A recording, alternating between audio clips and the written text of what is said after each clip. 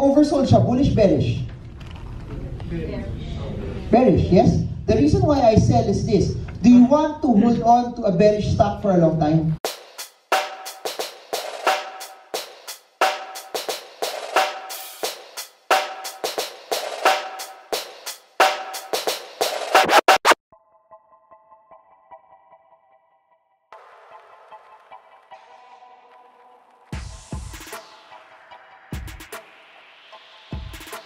Always jump like this, eh? Yeah.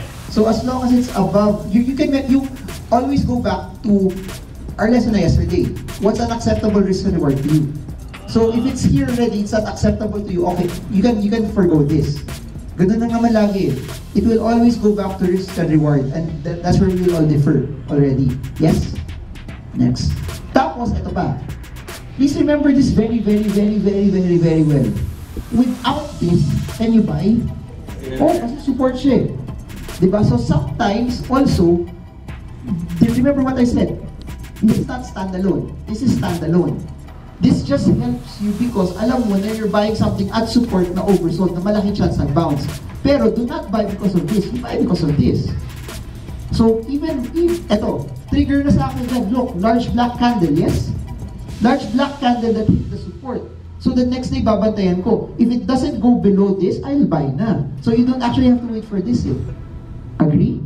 So nagkataon, you can buy because of this. Tapos, isipin mo to, dito cross na rin siya. So the main trigger always will be support and resistance. Okay? This is, kumbaga, supporting. So if I will choose, I will use this as my core. This will support. I won't use this as my core. This one will help me lang. Yes?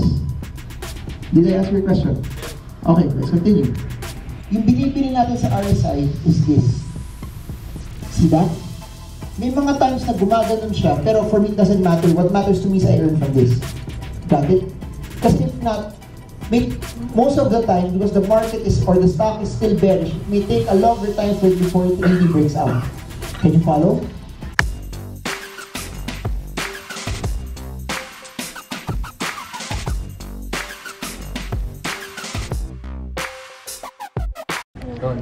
Ano ba yan?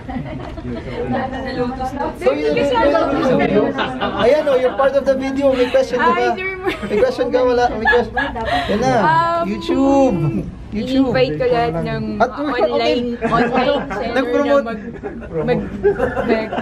magpunta sa seminar. Talaga na tayo. Okay lang. Salamat. Nice to meet you. Okay.